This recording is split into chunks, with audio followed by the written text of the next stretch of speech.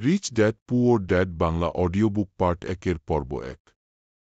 বার্তা: গত পর্বগুলোতে যেগুলো শুনেছেন সেগুলো ছিল পাঠকের বিষয়ে কিছু কথা।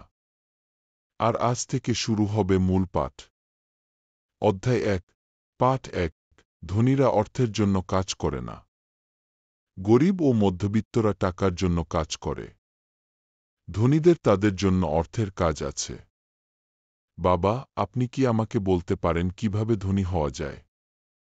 আমার বাবা সন্ধ্যার কাগজটা রেখে দিলেন। কেন তুমি ধনী হতে চাও, পুত্র? কারণ আজ জিমির মা তাদের নতুন ক্যাডিলাকে গাড়ি চালিয়েছিলেন এবং তারা সপ্তাহান্তে তাদের বিচ হাউসে যাচ্ছিল।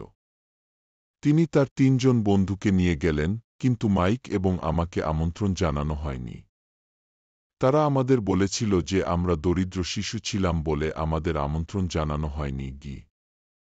তারা করেছে? আমার বাবা অবিশ্বাস্যভাবে জিজ্ঞাসা করলেন। হ্যাঁ, তারা করেছে, আমি আঘাতের সুরে উত্তর দিলাম। আমার বাবা নিঃশব্দে তার মাথা নাড়লেন, তার চশমা তার নাকের সেতুতে ঠেলে দিলেন এবং কাগজ পড়তে ফিরে গেলেন। উত্তরের অপেক্ষায় দাঁড়িয়ে রইলাম। বছরটা ছিল ১৯৫৬। আমার বয়স তখন ৯ বছর।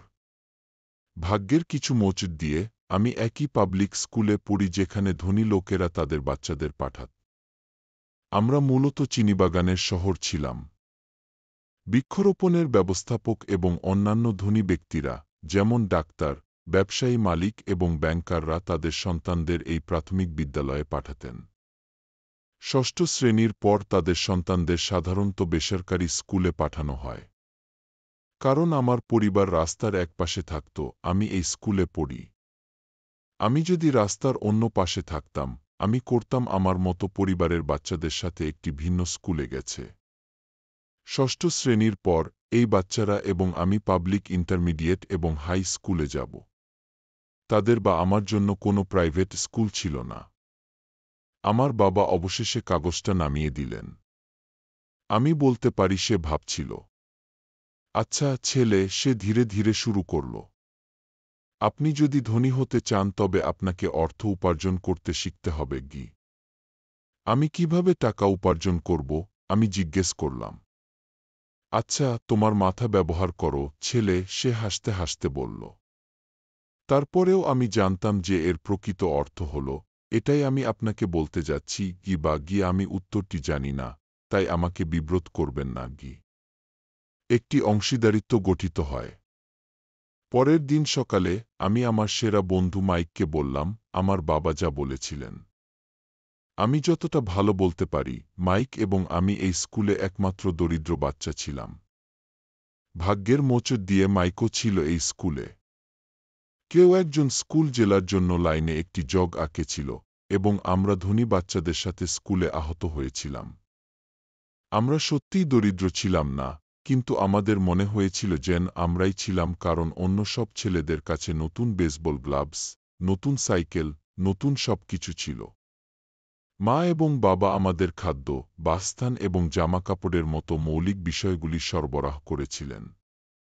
কিন্তু যে এটা সম্পর্কে ছিল। আমার বাবা বলতেন, তুমি যদি কিছু চাও, তার জন্য কাজ করো। আমরা জিনিস চেয়েছিলাম, কিন্তু ৯ বছর বয়সী ছেলেদের জন্য খুব বেশি কাজ পাওয়া যায়নি। তাহলে আমরা অর্থ উপার্জন করতে কি করব? মাইক জিজ্ঞেস করল। আমি জানি না, আমি বললাম। কিন্তু তুমি কি আমার সঙ্গী হতে চাও? তিনি সম্মত হন এবং তাই সেই শনিবার সকালে মাইক আমার প্রথম ব্যবসায়িক অংশীদার হয়ে ওঠে। আমরা কিভাবে অর্থোপার্জন করতে পারি তার ধারণা নিয়ে সারা সকাল কাটিয়েছি। মাঝে মাঝে আমরা জিমির বিচ হাউসে মজা করার সব কুল ছেলে কি সম্পর্কে কথা বলতাম। এটি সামান্য আঘাত করেছে, কিন্তু সেই আঘাতটি ভালো ছিল, কারণ এটি আমাদেরকে অনুপ্রাণিত করেছিল অর্থ উপার্জনের একটি উপায় নিয়ে ভাবতে। অবশেষে সেদিন বিকেলে একটা বজ্রপাত হল। এটি একটি ধারণা ছিল মাইক একটি বিজ্ঞান বই থেকে তিনি পড়েছিলেন।